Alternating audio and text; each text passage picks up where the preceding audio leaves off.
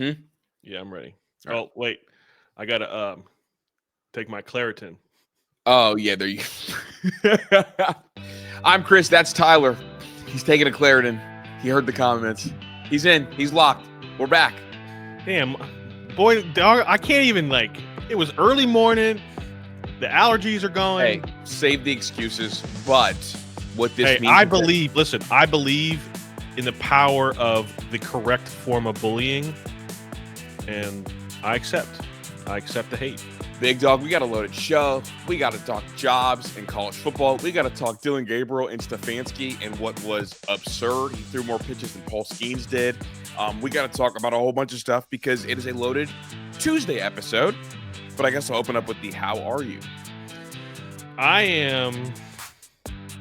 had a lot going on in my brain today, man. There's a lot of stuff going on, a lot of stuff happening in the football world, college and pro, and I didn't get a lot of shit done at work today because I was just thinking about it all. Yeah, I believe Pat calls that catching a gear. And on today's episode, we're going to learn and talk about this. To be honest, it was shocking to me.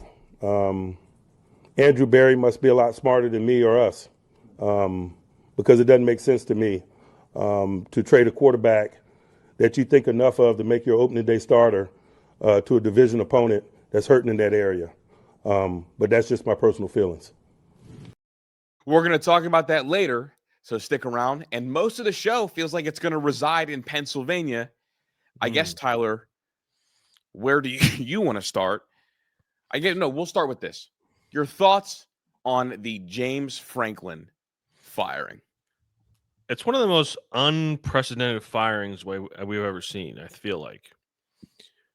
9 months ago, James Franklin and the Penn State Nittany Lions had the football with a chance to go to the national championship game. Bingo.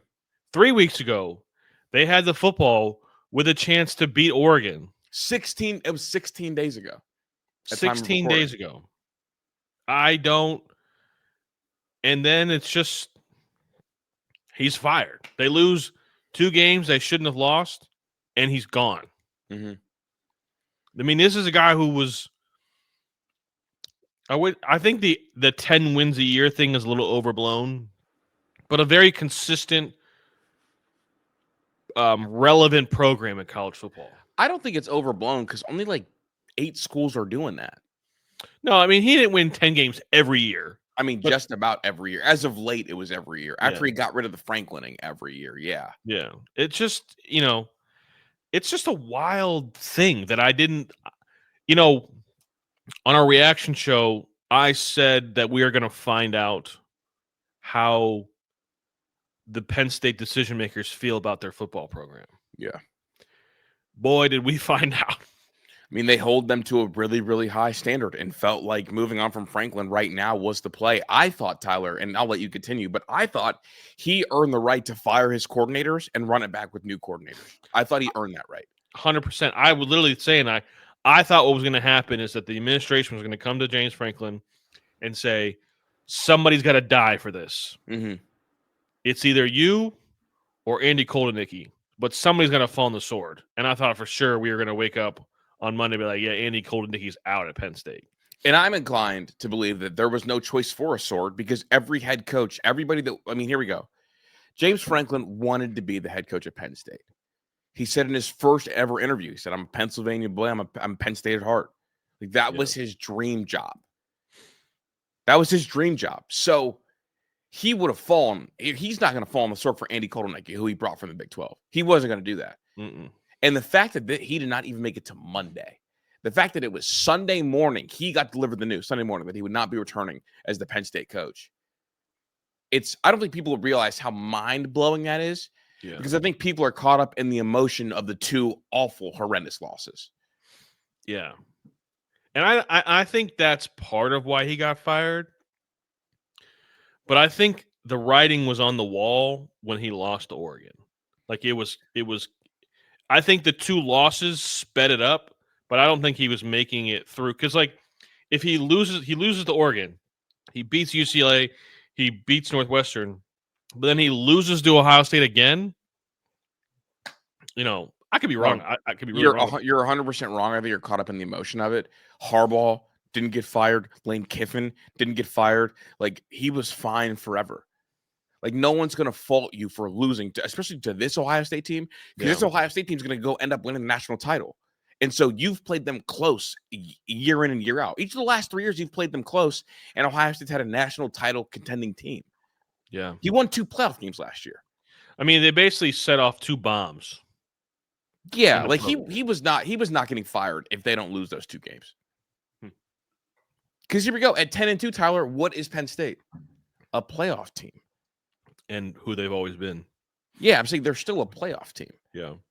The firing, to me, points to dysfunction. And I think the one thing that hurts him immediately, and I know he was feeling a lot of emotions, but they asked him a question: do you want to be the head coach of Penn State in his post-game presser? And he couldn't answer the question.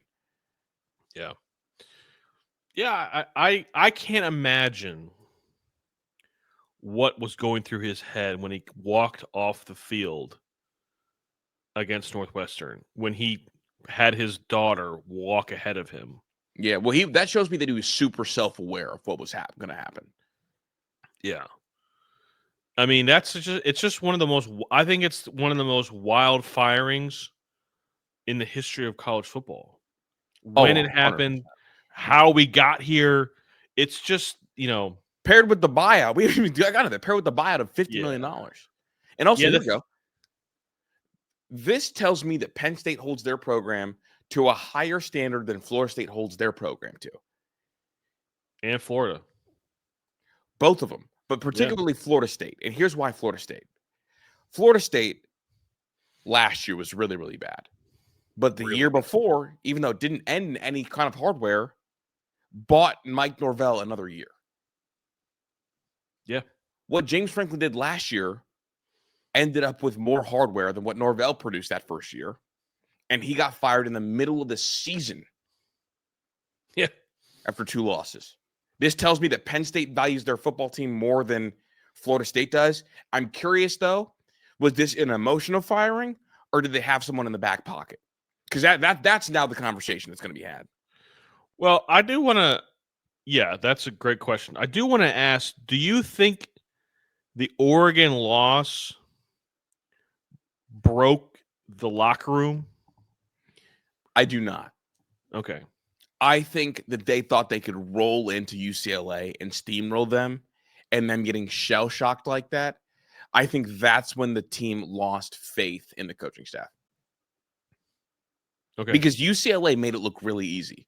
The Oregon game, that's an overtime game. Like, and I will always say that an overtime loss is not enough to fracture a team.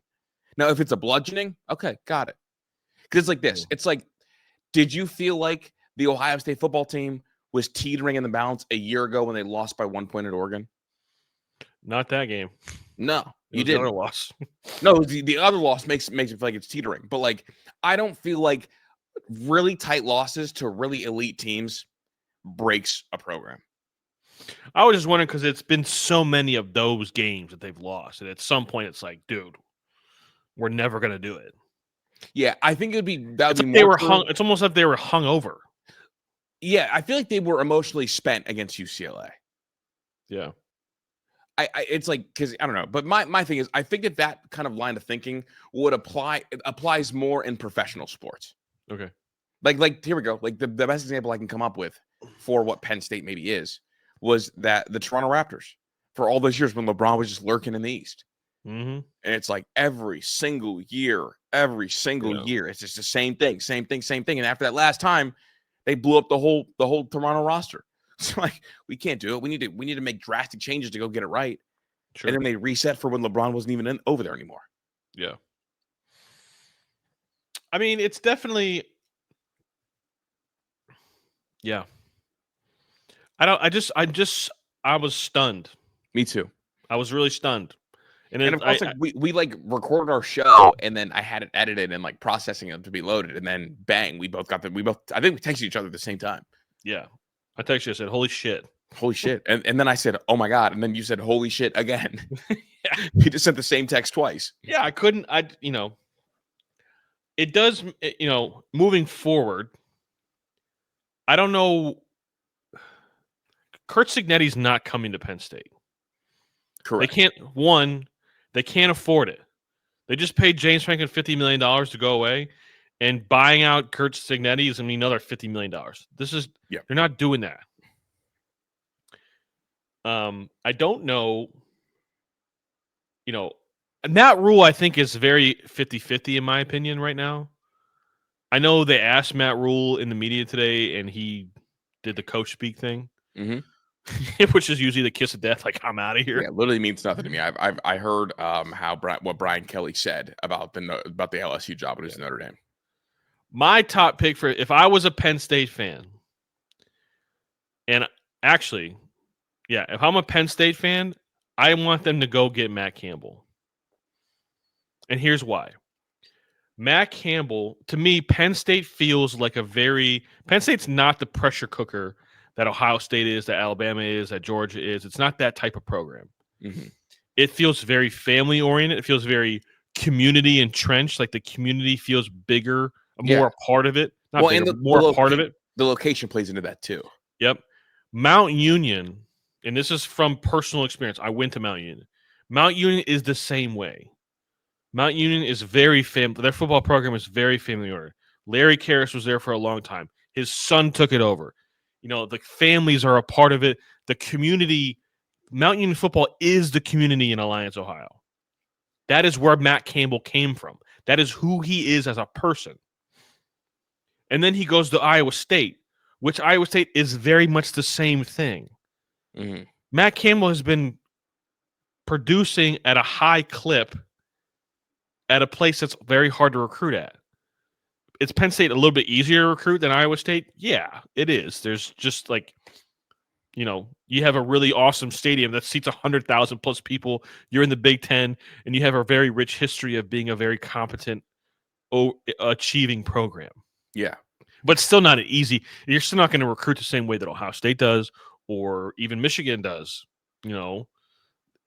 There's some hurdles you have to climb. And Matt Campbell is used to climbing those hurdles. And he's a guy with he's only 45, but with 13 years of head coach experience. Yeah. That's the best of both worlds, right? Correct. That's still a young coach in the coaching world, but with that many years of head coaching experience and his record, Tyler, in that time, 104-68. Yeah. And he's literally he was at Toledo as a head coach too. Well, the thing too that's nice is that if he were to get this job, Jason Candle would lead Toledo and be his offensive coordinator. That was my next question. He absolutely would. And I don't know if Vince Karras would leave as well and come to Penn State. I think Vince would probably actually take over the head coaching job at Toledo, personally. I think Vince is a head coach at heart. But I think that Matt Campbell should want to go hire an NFL defensive coordinator. Yeah. That's who I would pick. I think all the other riffraff that people have thrown out there. Did you see Heather Dittich? Yeah, she sucks. Bro, what? I was really disappointed in that take. I do have the odds to be the next head coach at Penn State here in front of me. Matt Rule 3-1 odds. I don't know if you know, but the I believe it's the AD. The AD Pat Kraft was actually the AD at Temple when Matt Rule got hired. Wow. So that's the connection there. Keep that in mind. Yeah.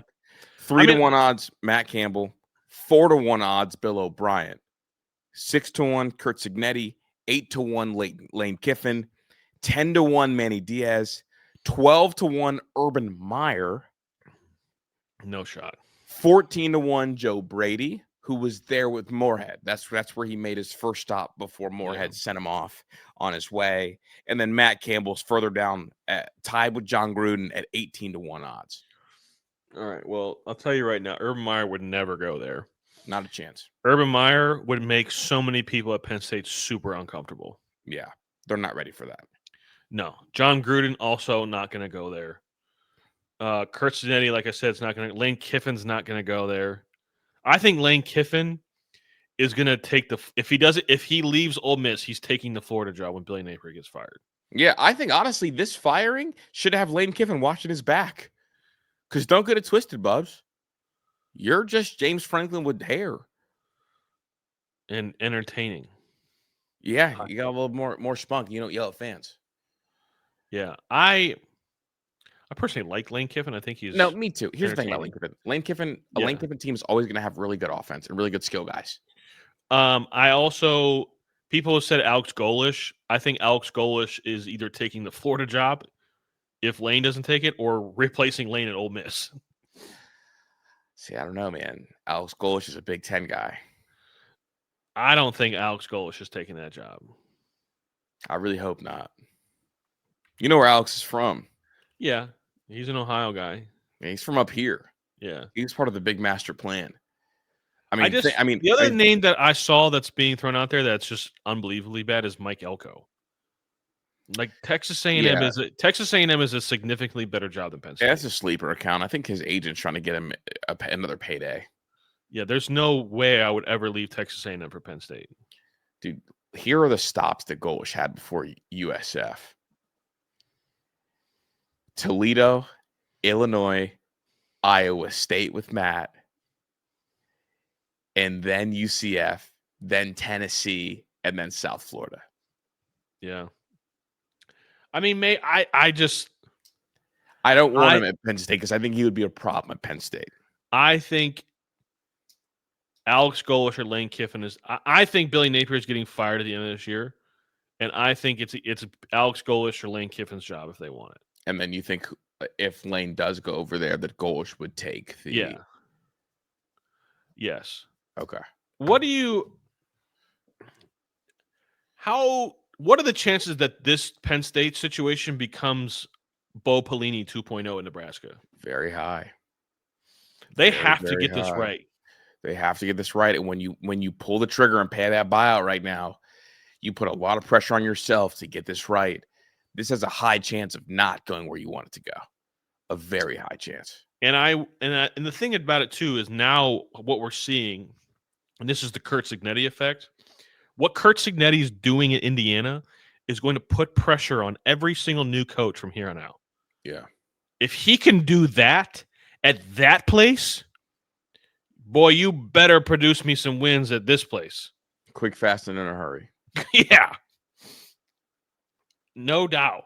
I mean, that's literally like welcome back, Nick Saban. I'm sorry. I am not going to do it on this show right now, but I don't think there's many people that think more highly of Chris Cignetti than I do. So, who's your pick to be the next head coach? Who do I think it's going to be, or who would I hire? Who do you think it's going to be? I think it's going to be Matt Rule. Okay. I do.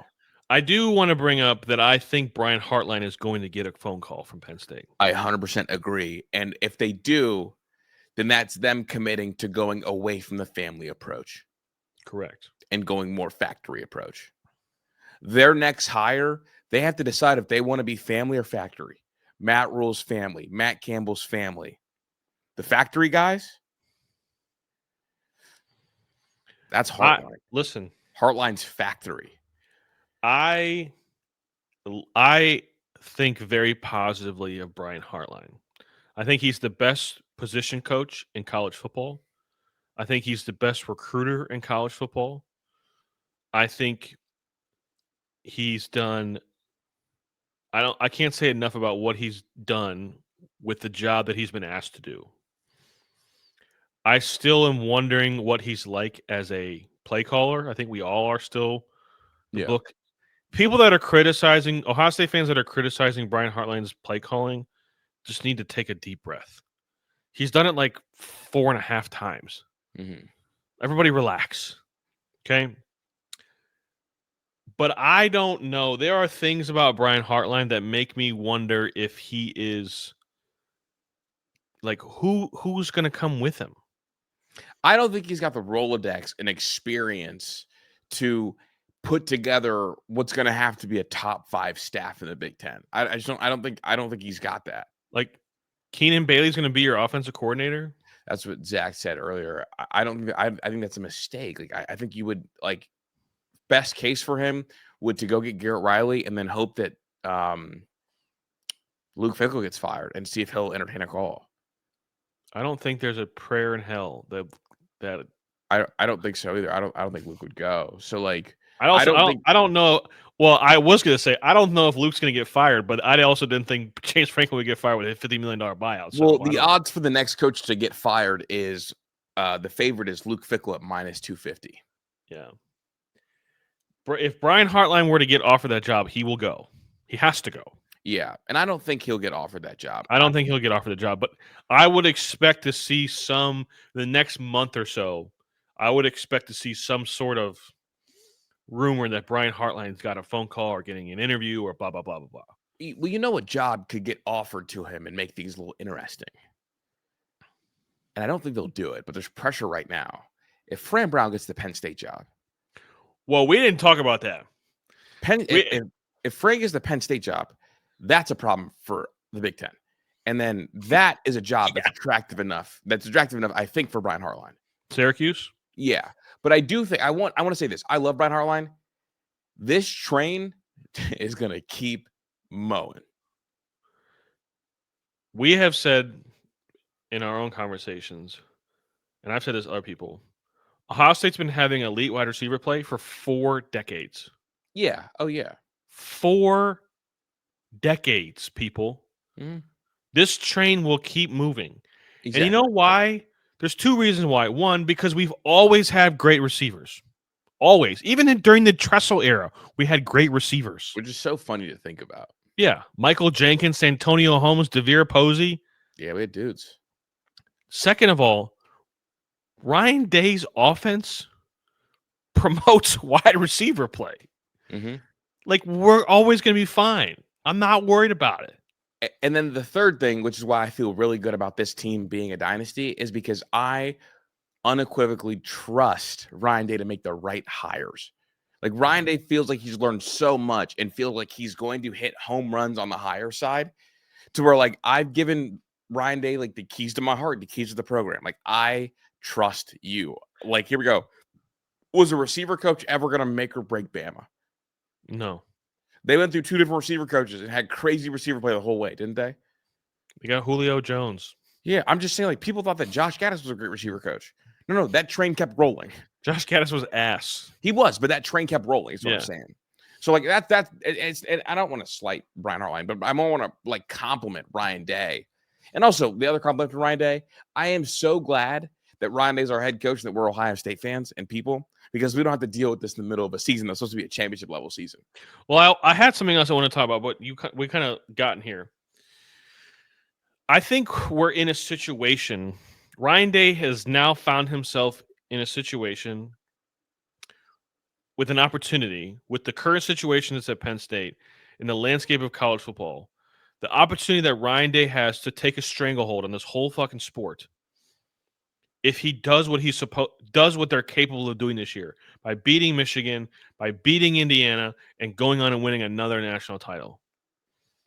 If he does that, he will now. It changes everything because Penn State's has officially unraveled.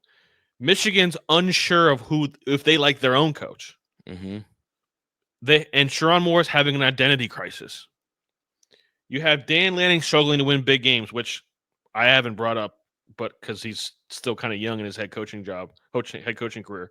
But again, and the SEC is void of a dominant team. They're bad. I mean, the dominant team was supposed to be Georgia, and they essentially lost to Auburn without actually losing on the scoreboard. Mm-hmm. The only thing stopping Ryan Day from achieving what I think he wants to achieve is his own compliance and boosters.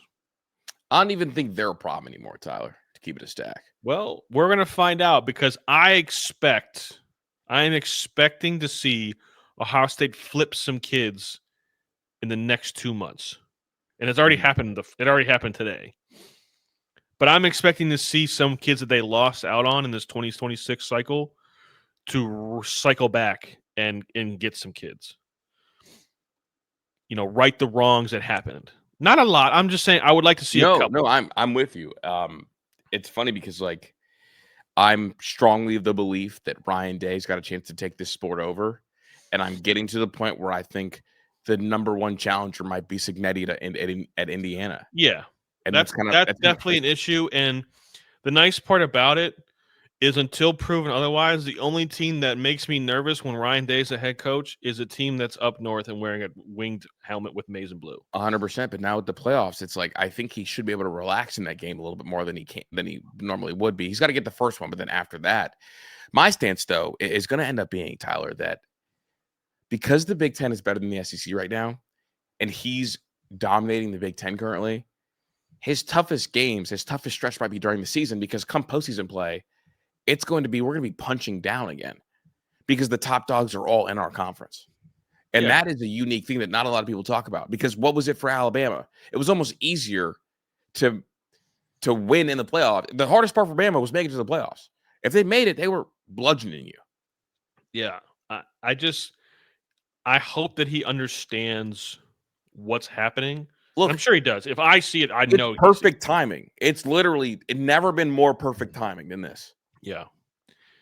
He's the best. He has the best program in the best conference. And until Kirby figures out this Bobo thing. Yeah, man. They're like, that's it. I don't know what that game was, dude. Dude, that was I think one of the worst football games I've watched in a while. I really would like to get Georgia in the playoffs. Like, that's kind of like one of the things that I want, like, because here we go. Ryan Day right now is Obi-Wan Kenobi. Okay. Right? I like where it's going.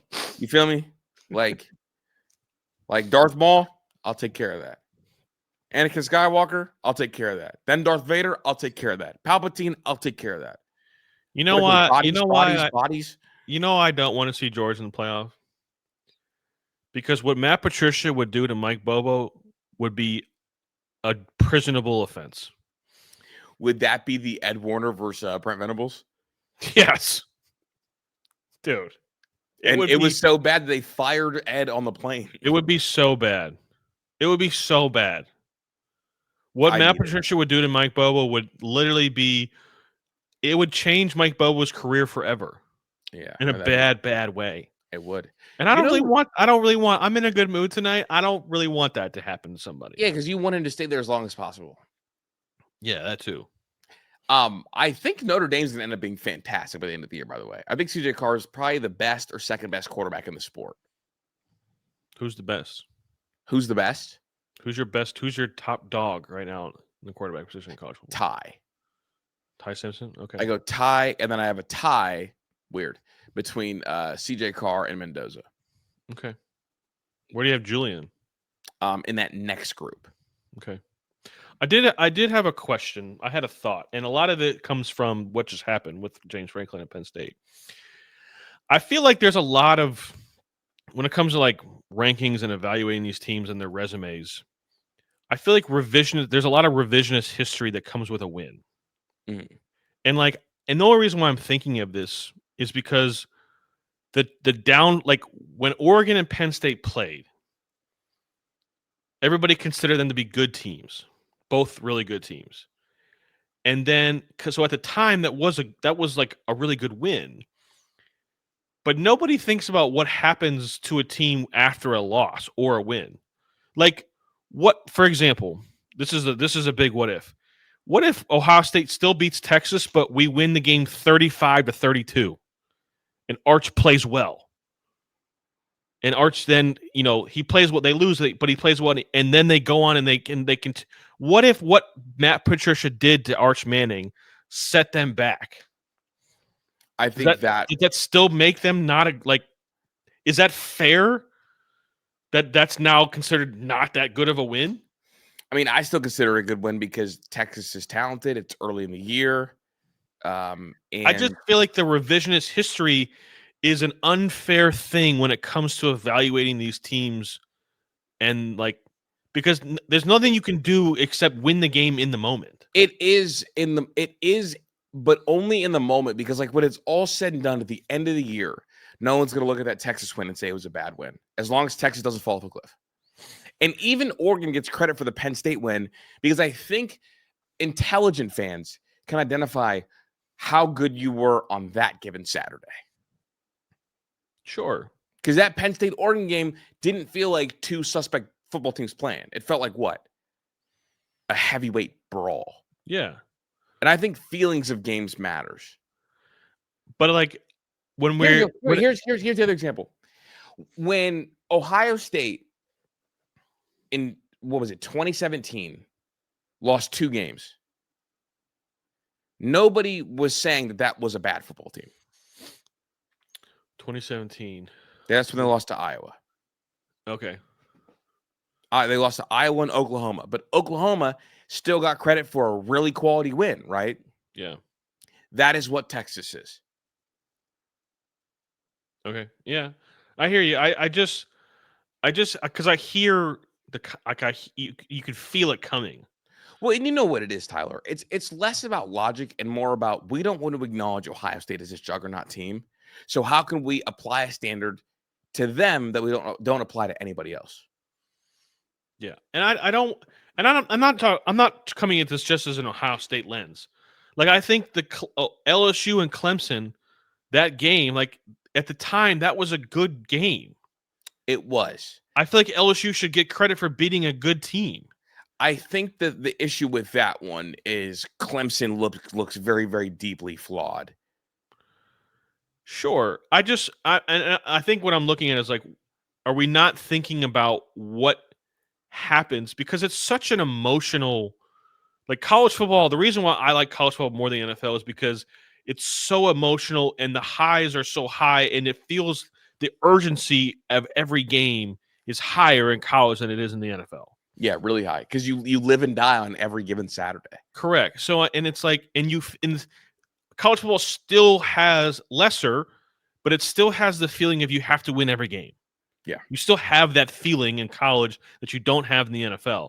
And so it's sometimes I'm just wondering if when we look at these teams, are we not accounting for the emotional blow that they face when they lose a game?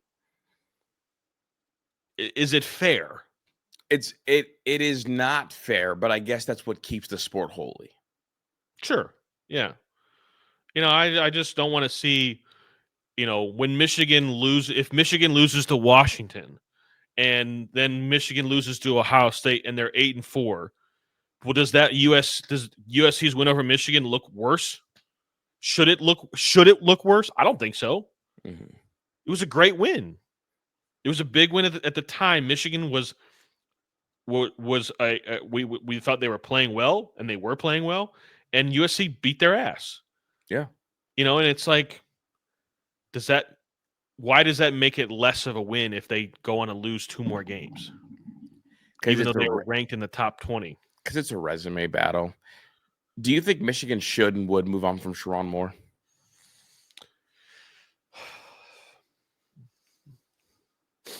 I think Michigan was so desperate to beat Ohio State. And then when they did, because of the cheating and, when they finally beat them and they kept beating them, and then Sherrone Moore beat them last year, it was like, well, this is all that really matters. And they just rode the high of beating Ohio State. And they gave him a job because of it without thinking like big picture. Someone said did anybody I don't even know who Sherrone Moore was. I only knew about him because of the offensive line play. Like he wasn't like a hot coordinator for me. I don't even know. To this day, I haven't looked it up because I just don't care to give them any sort of attention of my day more than I have to. I don't even know his resume. Where has he coached? I knew he played at Oklahoma. I think he also coached at Oklahoma. It's like, I don't think he should have gotten the job anyways. That's what I'm saying. It's funny. If Michigan is if Michigan to me is not a top 10 job either. I think they're a top 15 job. But if Michigan took themselves seriously, they would have gone and done a national search. But so I think he went Louisville to Central Michigan to Michigan. Yeah. So I think Michigan and Penn State their programs are cut from the same cloth. Yeah. And they are now paying the price. And you gave Sherrone Moore the keys to your car, and he doesn't really know. I don't think he knows who he is as a head coach at all. Well, and then you give him the 5-star of all 5-star quarterbacks. Well, he had to go get him, but yeah. Yeah, he went and got him, but like now he's like, I don't know what to do with him. You know what I said about Sharon? It's like we always joke that Lincoln Riley is an offensive coordinator cosplaying as an OC. Yeah. Sharon Moore is an offensive lineman, as an offensive line coach, cosplaying as an OC that accidentally got the head coaching job. Yeah. It's a double cosplay because he wasn't even really a great offensive coordinator. He was a great O-line coach. Yeah. When we saw him call 30 straight run plays against Penn State. Yeah.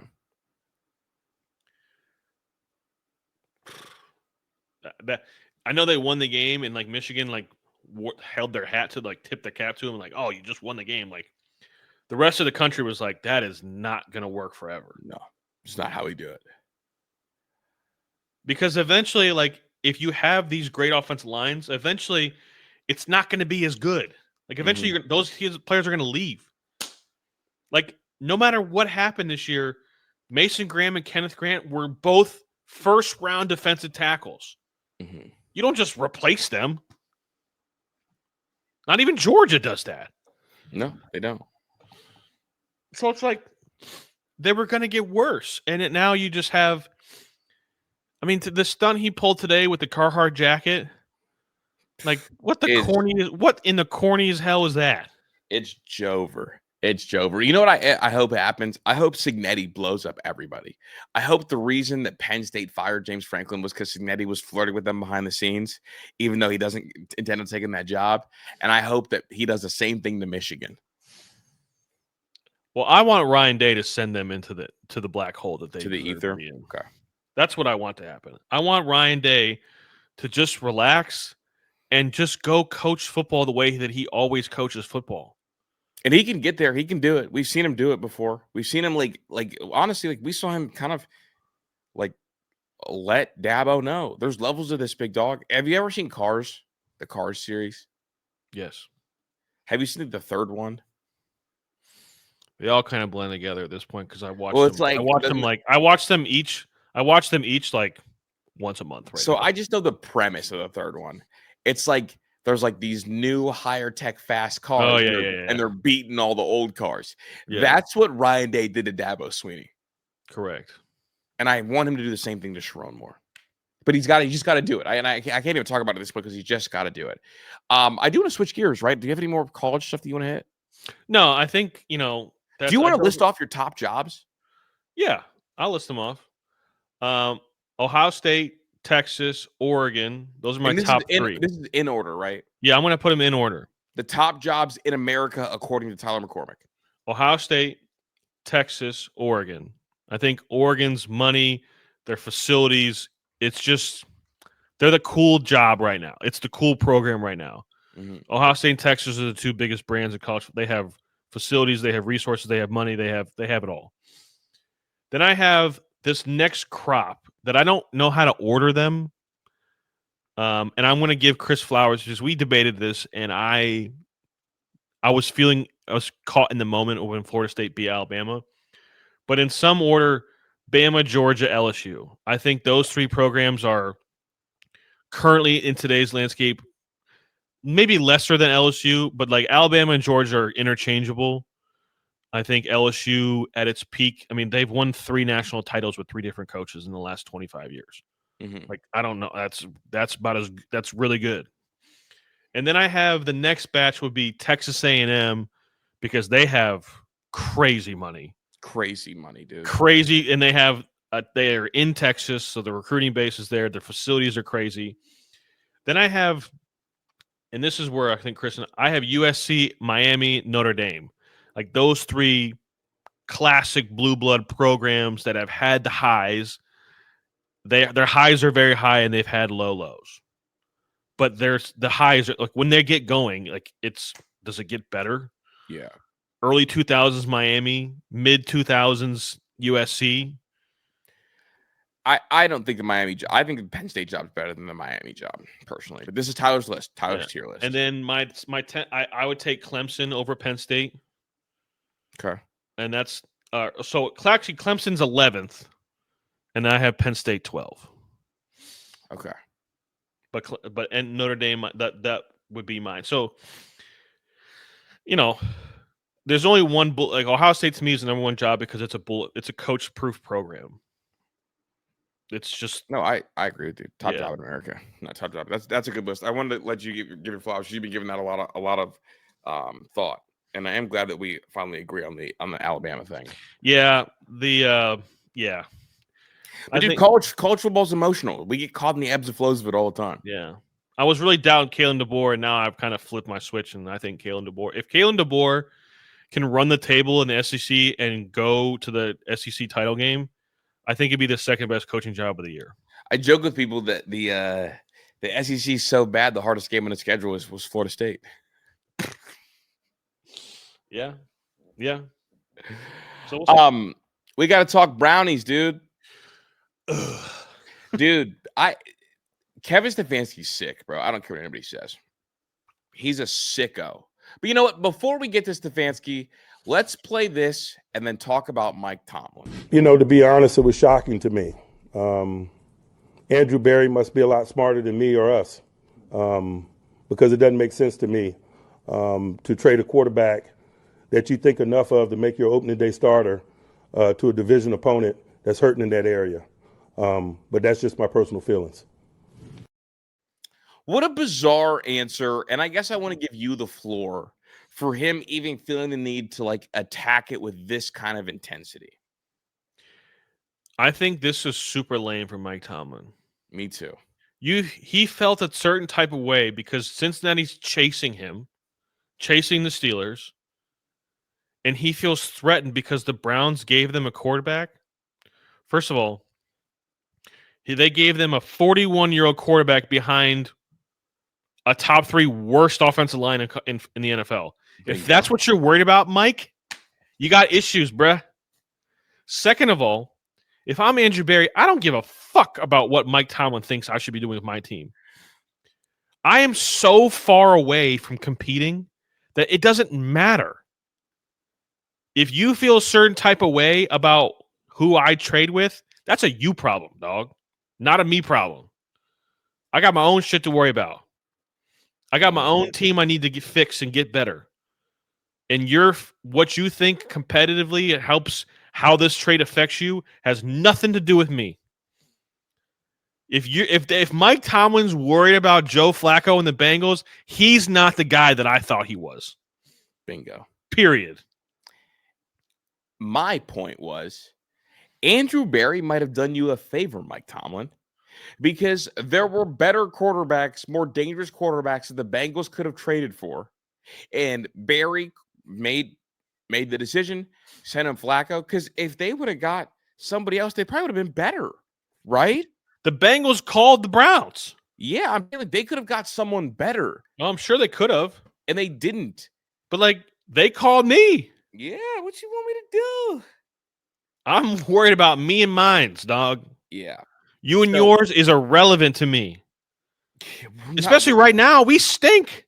And also, bro, if the Bengals are the reason that the Steelers, who are 4-1, by the way, don't win the division, that has nothing to do with Joe Flacco. Ron, get your mans. Get your mans. Get your mans, Ron. And I think because I like Tomlin, I was more disappointed by his answer on that because it did feel really corny. Now, want to flip to the Browns. They played the Steelers this weekend, and they lost 23-9 in a game in which Dylan Gabriel dropped back over 50 times. 58 to be exact. Dude.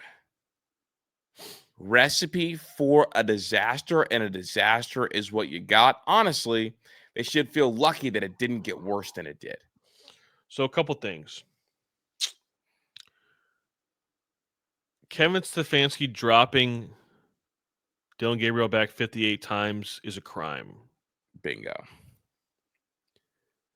Behind that offensive line and those receivers, I saw something. I want to read this.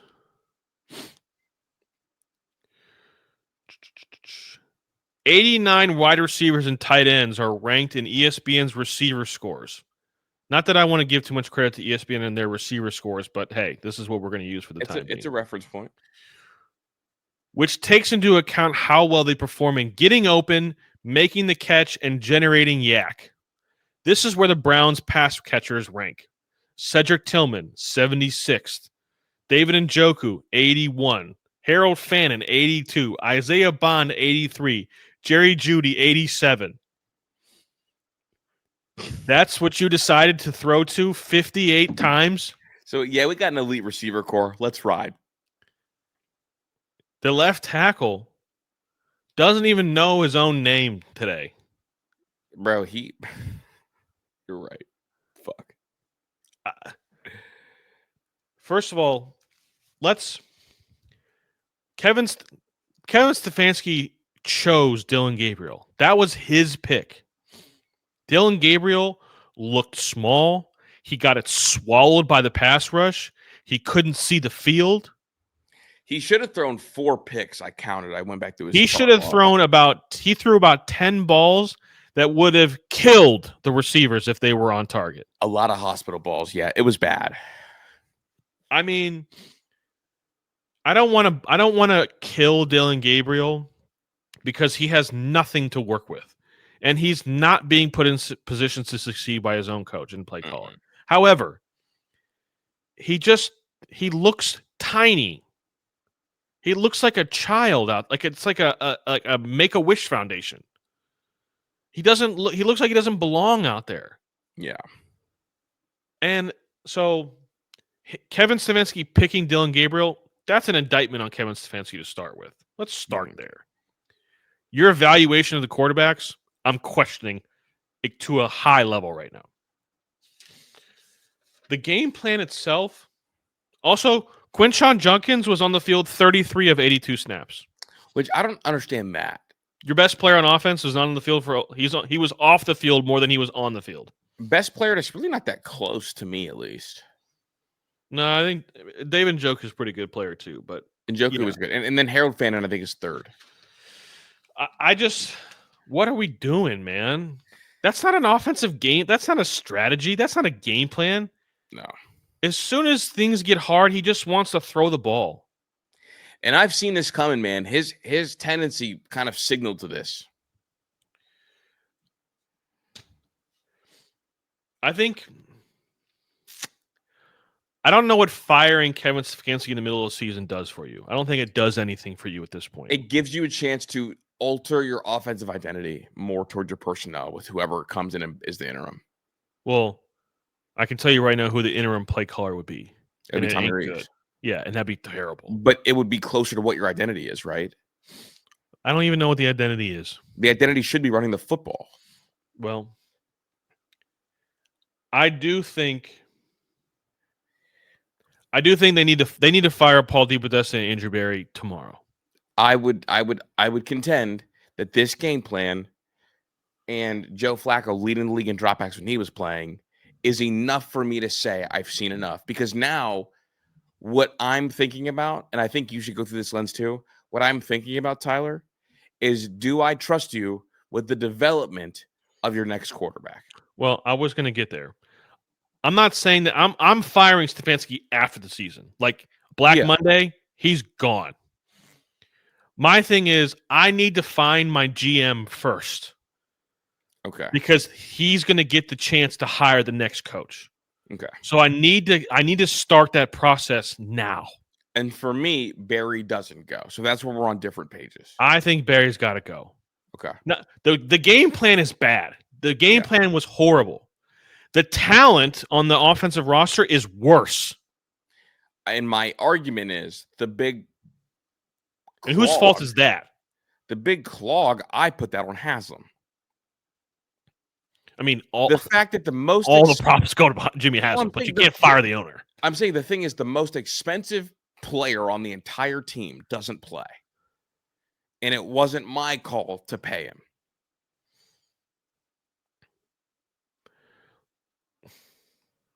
And if you're going to keep me around, when you know what this offensive talent is, you're going to keep me around and let me draft, and I have a fucking great draft. It's not fair for you to punish me then for 2 years ago. It's like, look, if you tell your son he gets bad grades for a semester, he gets bad grades for a full year, you yell at him, you reprimand him. He gets good grades for a semester, you give him baseball back. Next year, he's in the 6th grade. You don't take baseball away again. He got the good grades. Andrew Berry got the good grades on this draft. I cannot, again, punish him for what happened 2 years ago when I gave him a chance to right his wrongs, or else if the plan was to fire him after 1 year anyway, just fire him anyway. It's not what he did 2 years ago. It's what he did 2, 3, 4, 5 years ago.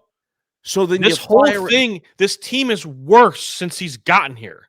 They've gotten worse. But you've given him the opportunity. I don't care about what he did this draft. I don't care. I don't care what he did this draft. I don't care at all. They're not going to fire him because if they were going to fire him, they had the win. But you don't fire someone if they do something well. This whole season, because it's going to get worse. This is going to get worse. People are like, "Oh, we should beat Miami." Oh, are we sure we're better than Miami? Like, are we? Are we sure? I don't. I'm not punishing Andrew Berry for this. We brought him back. He's the guy this year. Yes, the seat is hot. The seat is hot. Yes, I can't. If I'm going to start over, if you allow Andrew Berry to pick the next head coach, then that means the leash has gotten longer for Andrew Berry because then you're not going to fire the GM and keep the new head coach. Then that's fair. Then if that's the case, then get rid of all of them right now. If you're going to fire Andrew Berry at the end of the year, no matter what, just get rid of everybody right now. I just don't know what firing Andrew Berry. Firing Kevin Stefanski does for you right now. I'm not. Listen, if you want to fire them all right now, I'm all for it. I'm not saying that like I'm not arguing with you on that. Firing Stefanski right now is a huge good thing because you know what it does? It lets everybody else that's there look. We think Stefanski was the problem. If you want to coach for us next year, prove you're worth it. Like Andrew, like Tommy Rees, I think you're ass. But I'm going to fire Stefanski. Let's see if you could do any better than him. I think that is absolutely an important thing. That's fine. I'm not married to having to fire Stefanski at the end of the year. I think they should. The only reason why I said fire Berry first and DePodesta first is because I'm focused on finding my GM first. Okay, then do it all right now. That's fine. Do it all right. I wasn't married to that. I was not like it was like I was hard sold on keeping Stefanski for this year. I want Berry and to be DePodesta gone. I can't do this. Yeah. And they're the GM and the head coach they're a package deal. It doesn't work if they aren't a package deal. All right, I hear you. And to me, it's why is Paul DePodesta nobody's talking about him? He lives in San Diego. Well, that's why no one's talking about him. Out of sight, out of mind. He hired Andrew Berry. He hired Kevin Stefanski. Yeah. He okayed the Deshaun Watson deal. Yeah. The only good thing that's come out of this is that Jimmy Haslam has shown that he can be patient. He can be patient. They've been given 5 years. This general manager job would be very, very attractive. If you can get past the black eye you'll have in the year one with the $80 million Deshaun contract, like that black eye is going to go away. Mm-hmm. And you're going to have money to spend. You're going to have draft capital. I mean, you're going to have a lot of things. And you get to start out with 2 first-round draft picks and 10 draft picks this coming draft. That's an attractive GM job. Call who's the second in command in Detroit. Who's the second in command in Philadelphia? Go get them. Yeah, no, I hear you. And then hire your head coach. Go bring back Bill Belichick. I mean, why not? He's not going. That'd be sick, though. You wanted to bring up Miles' post game. I'm so sick of this dude already. I'm sick of him. Yeah. They asked, "What's it like watching Pittsburgh pass rushers get to pin their ears back and rush the quarterback because their team's winning. Must be nice. Dog, no, nobody should feel bad for you. No. And I the thought it was worst low part point. is, I realized today that's an untradeable contract. You can't trade that contract. Because he's got the no trade clause, doesn't he? He has a no trade clause, which I think he would waive. Yeah, he can waive it. You have to okay it. It's like Hosey, I believe, has a no trade clause. Like guys, like you just have to waive it. But the dead cap space on this is a lot of money. But a team would inherit that. Would they? Yeah. I mean, You would take the dead cap hit this year, I believe, for the signing bonus that you paid. not that So- I'm worried. Like It's more tradable next year. Myles Garrett would get you at least 2 first-round draft picks. 3. I think at least 2. I know I would get 2. I That's- just I'm wonder. saying- I I'm just saying at wonder least- because the contract is so backloaded. Yeah. When he's older, it may take away a first from you. Get you. So I think it's at least 3, even with that contract. But like Wyatt Teller needs to get traded, Joel Bitonio needs to get traded, Denzel Ward needs to get traded. They all need to get traded. Fire seal it up. Who do they have this week? They have Miami. Oh yeah, you're right. I mean, they have Miami. I think they have Miami, the Jets, the Raiders, and somebody else that's bad. The Browns are a 2.5-point favorite.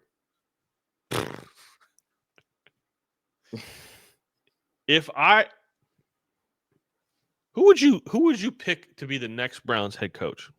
Who would I pick? Yeah. Christ. I don't know. I like the idea of Zach Robinson a lot, but I know he's had some ups and downs. So that would be my first call.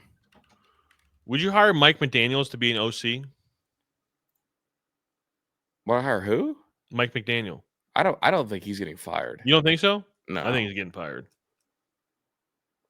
Yeah, I mean, if so, yes, but I don't think he would come back here. Wasn't he in a dark place when he was in Cleveland? Yeah, he was drinking. Yeah, and I think but everybody drinks in Cleveland. yeah. I think you know why I would go get Zach Robinson? I'm a strong believer in the trees. In 2019, so first of all, he's 39 years old, going on 40. In 2019, McVay hired him, and then McVay had him climb the ranks in LA all the way up to pass game coordinator and quarterbacks coach. And McVay is one of the bright young minds in the sport. And now he's doing a good job over there with the Falcons. We're kind of a broken team as their OC. And whenever you climb the ranks playing for a hyper smart, hyper involved coach, I like you. I think that is a sign of someone who's up and coming, because that means that you had to work your way up and you weren't already in the NFL fraternity. How often do we see guys that are retread guys all over the place? And for you didn't play in the league really. You had to prove it. And then again, you were way at the bottom. And it's not like the Rams were bad when they brought him in. He was there for the Super Bowl team. So it's like, again, you're outside the fraternity, and I've seen you work your way up for a very, very intelligent coach. And then the other part of it is, I think guys who can actually develop quarterbacks and play the sport in the NFL, that is valuable to me. I gotta be honest with you. I don't know who you're talking. I don't know him that well. I know where he's at right now. I just feel like I don't want a new first-time head coach. My next point was, I would understand Browns fans not wanting him because he's very Stefanski-y. Like, it's very much that kind of path. I want somebody that has a strong enough personality to deal with this dysfunction and make people uncomfortable. Gruden. I'm not opposed to Gruden, but that wasn't where I was going to go with. I wouldn't mind Brian Flores, and I know he's a defensive coach, and I know that that's not the trendy thing to do, and I know we're going to have a young quarterback, and a defensive coach with a young quarterback doesn't really work. But this organization needs a shakeup. It needs some toughness. It needs some intensity. It needs somebody to jump down its throat and reawaken it Yeah. and bring back some AFC North toughness, some shit weather toughness. And I think Brian Flores would be a good candidate to do that. And that would be good on the NFL to have him, because I think he's won all his court cases against the NFL too. Yeah. And I understand the pushback of like I said, a defensive coach with a young quarterback is a risky proposition. I mean, we saw it with the Texans though. Yeah. D'Amico Ryans, like with CJ Stroud, like people thought that wasn't going to work. It works because you know what ends up happening? You know what ends up happening? The DC will go, the defensive minded head coach won't put his hands on it. He'll have the OC just focus on that, and then he'll be challenging the OC. And so I think that works in the NFL. Yeah. But there have been cases where it hasn't worked. Agree. There's 100%. The issue is the Titans are going to beat you to it. Probably. I just need somebody that's been there, done that, has been fired, has been weathered. I don't want somebody old, but I don't want somebody that's a new head coach. That's fair. I need some toughness brought back into this organization, and not even for the players. I need somebody that's not afraid to challenge the nonsense that happens in that organization. That's true. And take control of it. And I don't think John Dorsey would come back, but I wouldn't mind seeing John Dorsey come back. Would you entertain a Joe Brady? I mean, I would entertain a Joe Brady if you told me that you were definitely taking a quarterback with your first round draft pick. Would you mess with a Jesse Minner? No. Me either. Just thought I would ask. No, I can't do it. Yeah. Cheating ass motherfucker. I just wanted you to say that. Oh, yeah. I mean, it was like they're just a boring, bad football team to watch. Mm-hmm. There's nothing worse than being bad and being boring. It's the same way. They lose every game. They're losing games the same way. They just cannot. Yeah. The worst offense. It's one of the worst offenses in the history of the NFL. Still waiting for them to hit the 17-point threshold.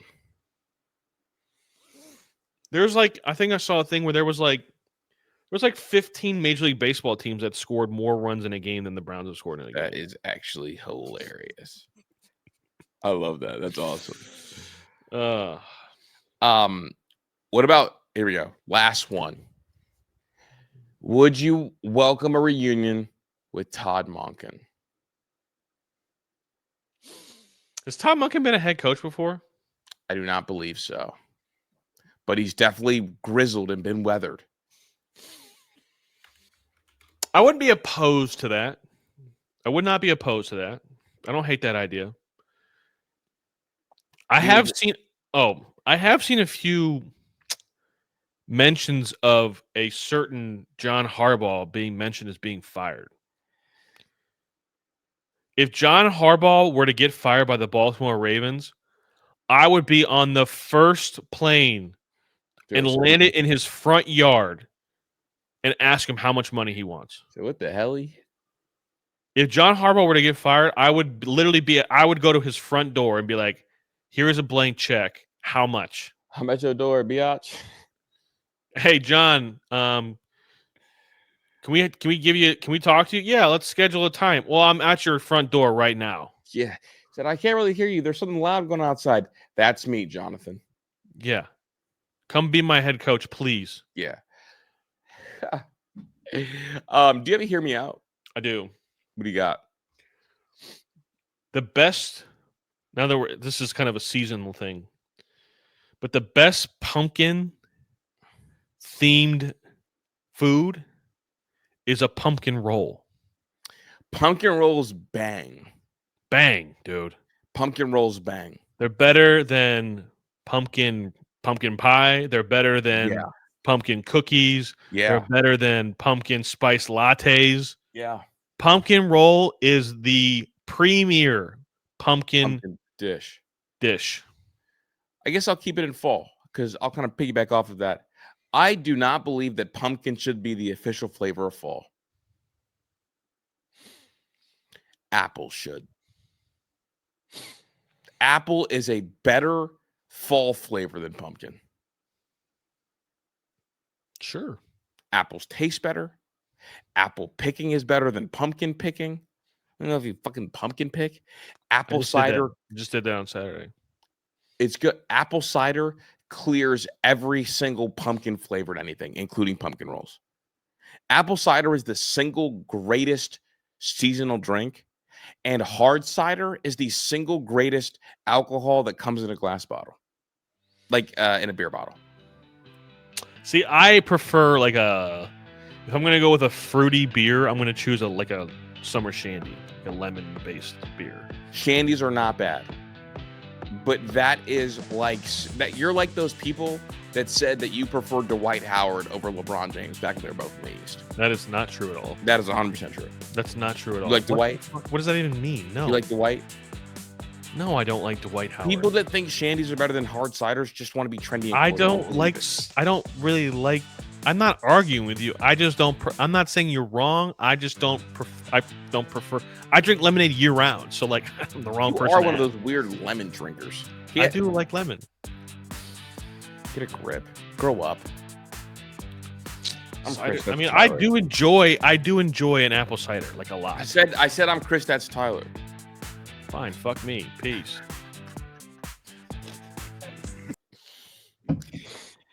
And just so you know, Arnold Palmers are nasty. They're not nasty. I don't want to hear it. They are. Arnold Palmers are the most overrated drink. Like, can you just pick one? Arnold Palmers are like, they're just a drink that doesn't represent life. If I have a crush on two girls, I don't get them both. If I like two different jobs, I don't get to pick them both. Fuck. That's not true. It's not true. Yes, it is. People have side hustles. What am I doing? No, I'm talking about full-timers. Because that's 50-50, right? The sweet tea enhances the lemonade. Pick one or the other. I don't want to hear it. You don't have to drink it, bitch. Fuck. You don't have to drink it either. I choose to. I chew. You didn't say bless you when I sneezed. I didn't even know that was a real sneeze. No, the one like 20 seconds ago was. Oh. Hey, what, you need a cookie too? You want a back rub? I need my brother. You're supposed to be my big homie, right? You need to bless you in a back rub? Damn. I would love a back rub. I just played on the sand, bro. I said I'm feeling 25, and they just started laughing at me when I was playing really hard. And then I rolled my ankle.